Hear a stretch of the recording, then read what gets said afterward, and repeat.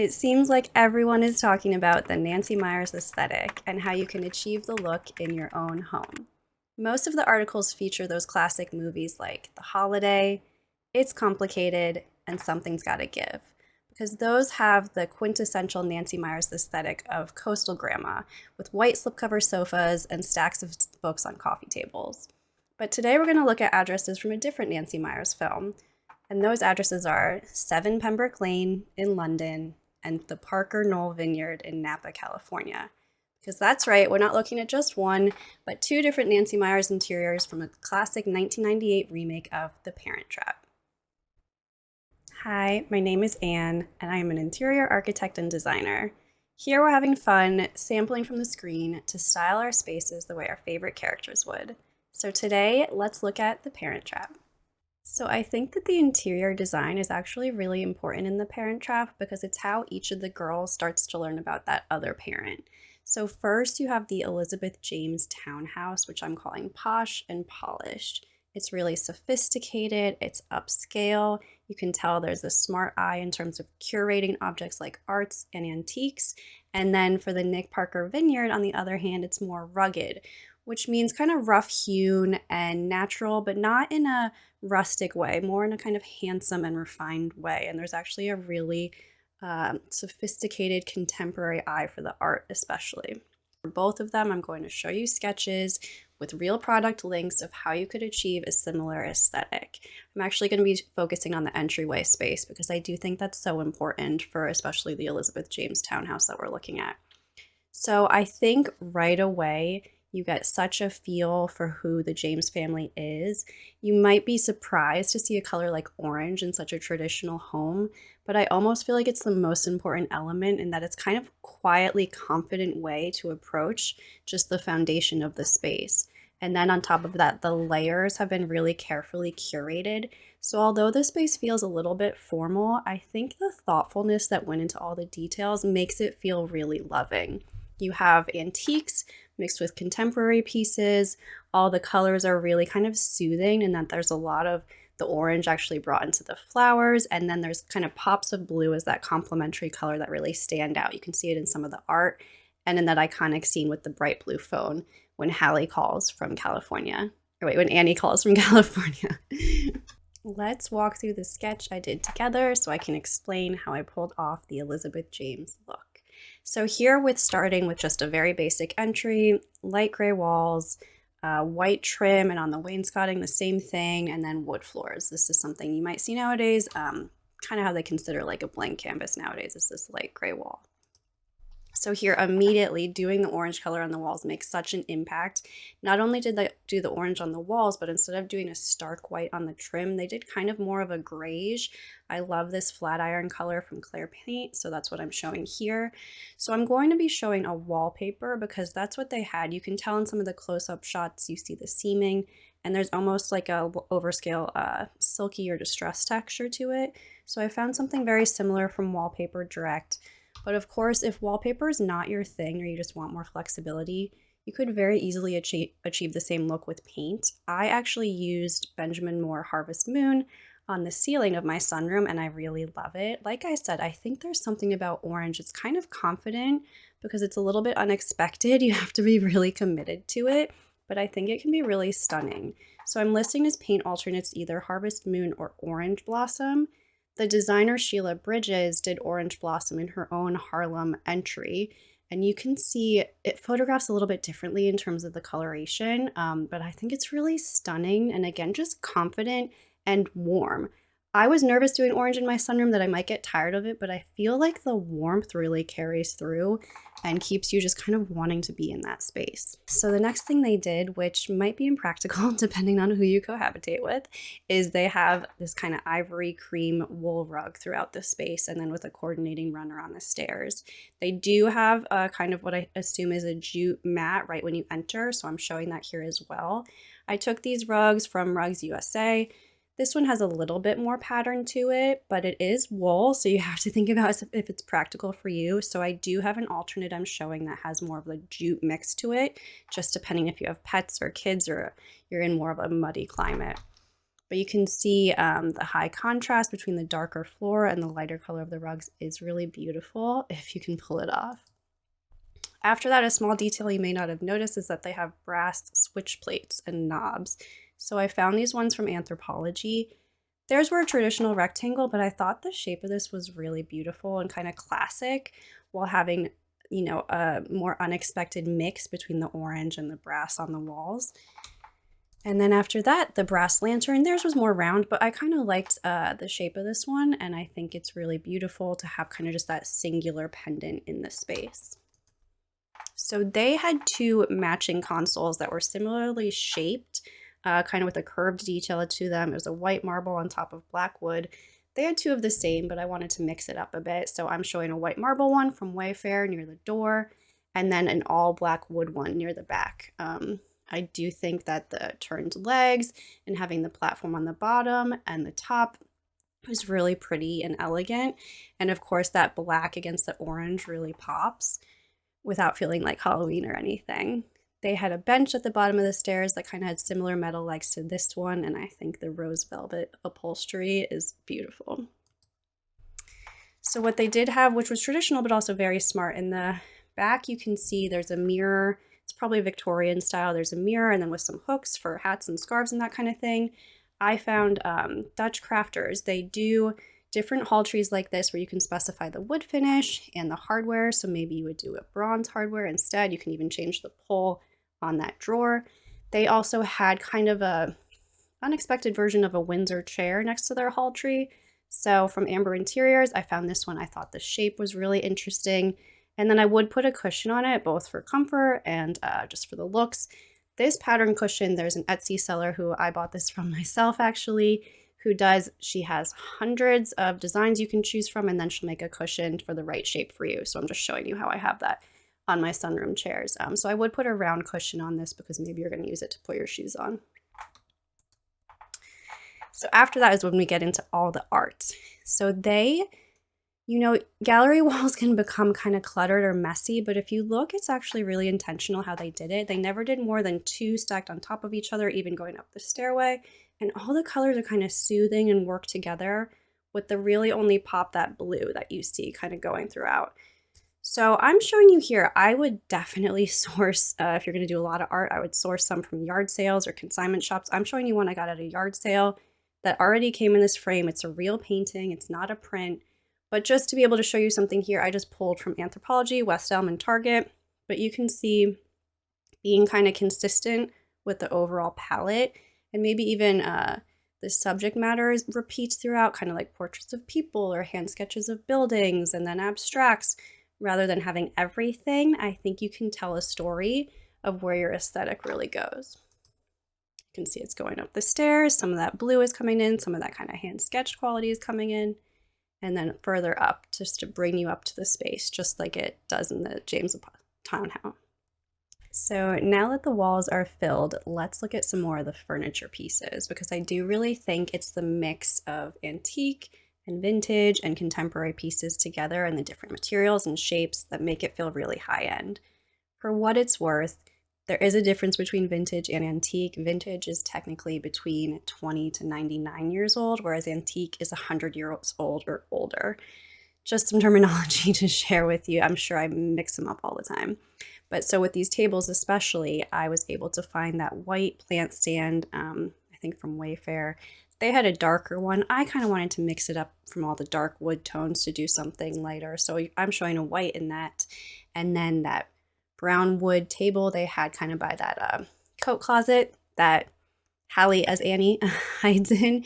It's from a company called James, which is located in the US. Everything's made there. You can customize it. A really good company I'd never seen before. At the top of the stairs, however, I was not able to find something new that kind of replicated the curves and the cutout wood. So I did find something vintage from Etsy that I'm linking. Otherwise, hopefully you could find something similar at a local consignment shop. And then they had an umbrella stand, and their umbrella stand was maybe in that chinoiserie style. But you know what? I found just from Home Depot this kind of green gradient, and I think that touch of green helps kind of like even things out from being that one note orange with pops of blue. So I actually like that. I'm showing as an alternate from Cherish, a vintage umbrella stand, I think from like the late 1900s. That does have more of that patterning and mix of colors. But personally, I just preferred the kind of simple pop of green there. And then some tabletop accessories. They did have, instead of that blue phone, which I'm sure no one has, I found this Le Creuset vase in a similar blue color, which again, of course, pops, being complementary with the orange. And then that tabletop easel I think is so smart, especially in an entry. You could mix it up with what you show there all the time without having to put new nails on the wall or anything. That sculptural figure is actually, if you're looking for something like that, a really good place to look is different museum shops, which you can even do online. I have one from something that I saw at a museum, and then they sold it in their shop, so I love it. Other than that, we have, again, a mix of materials. They had silver for one of the vases of flowers, so I'm showing that. They had kind of woven basket like this. This is an Etsy seller that makes them all by hand. And then that the shape of that wooden container is very similar to something that you can see that they had on their entry table. And I think being closed is a really nice option to have, putting keys, change, whatever it is you're kind of trying to like dump when you get into your house without people seeing it all the time. So you can see the before and after, taking something that kind of just looks like builder grade boring and making it feel really confident and sophisticated and cosmopolitan. And then just to show all the furniture distinct from the sketch itself, I have them all here. And of course, like I said, I have the product links below.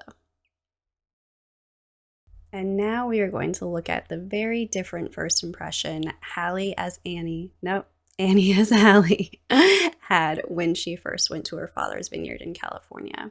So I'm calling his style rugged and refined. And I think the refined is really important, that it's not just written off as some kind of rustic, simple style.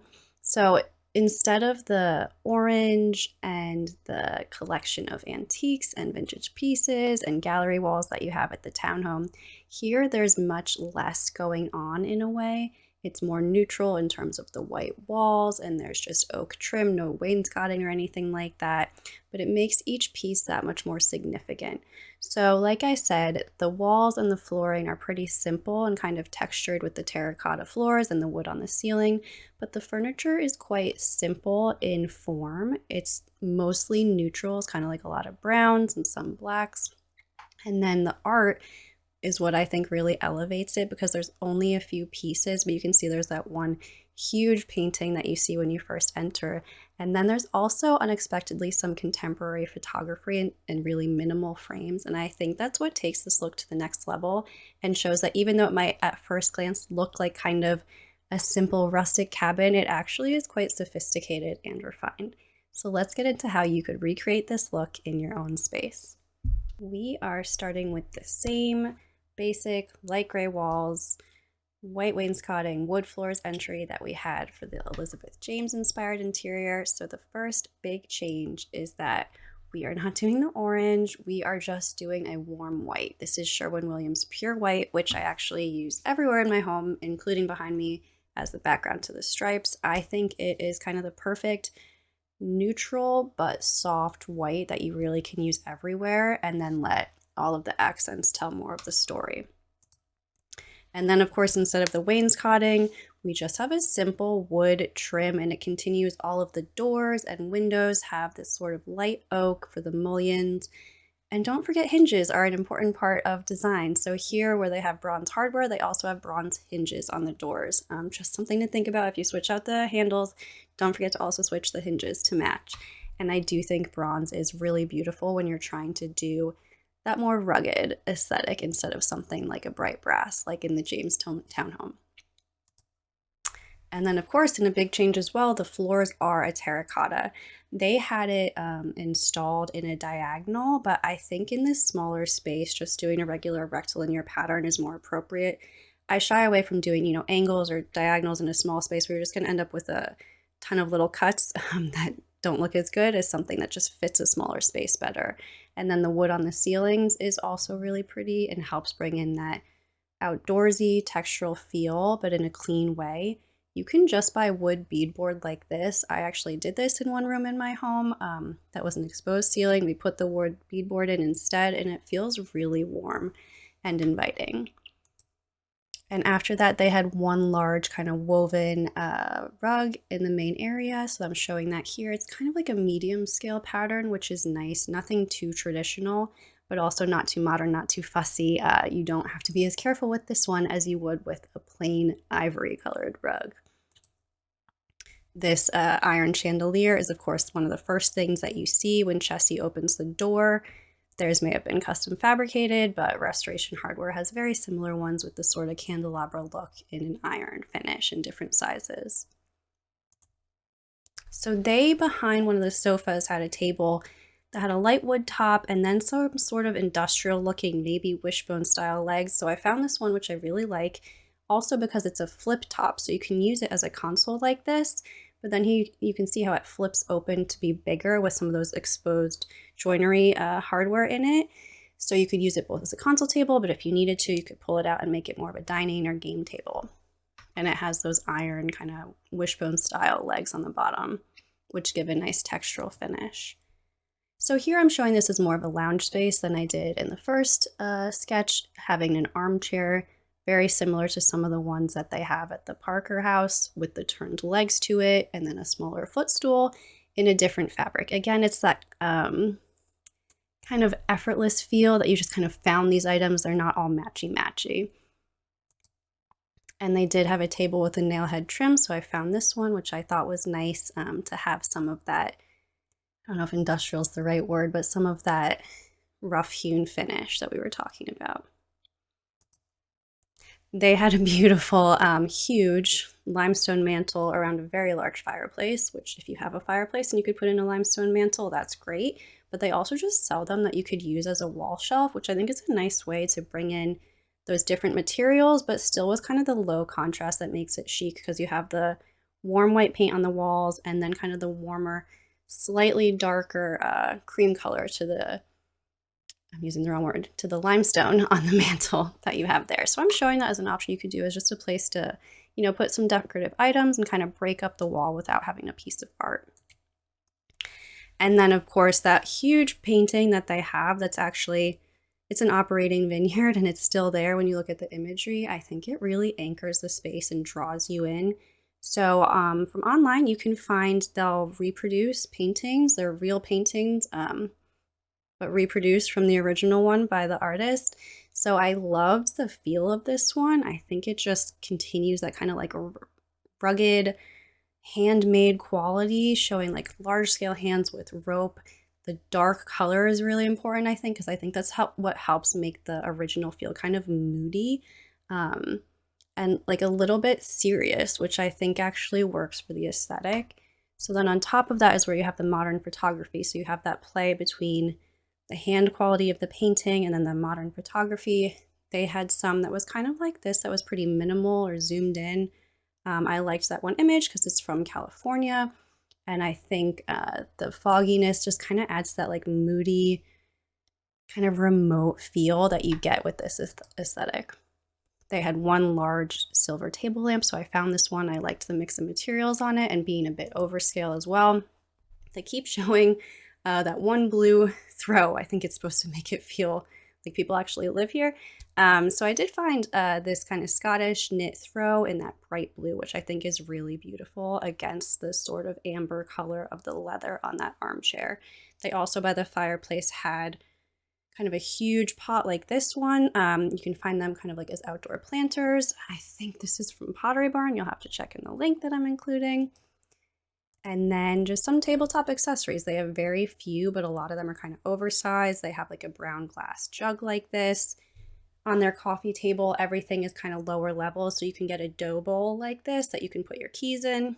So, you know, whereas Elizabeth James has kind of like a closed container for her keys, Nick Parker would just have an open container and just leave it out. But I think the natural wood is really beautiful. And then I added in kind of a touch of red with this closed container because I liked that leather material being in the mix. I think it makes sense here. So you can see the before and after in a very different way, how you take the same basic box and make it feel quite refined, but still with that kind of lived-in, rugged feel that I think we're going for with this aesthetic. And like I did with Elizabeth James, here's just a shot showing all of the furniture distinct from the sketch that it's in, and of course with the product links below. So there you have it, showing both sketches for the Elizabeth James inspired interior and the Nick Parker inspired interior. This was a fun one to dive into, and thank you so much for watching. Hope to see you next time. Bye.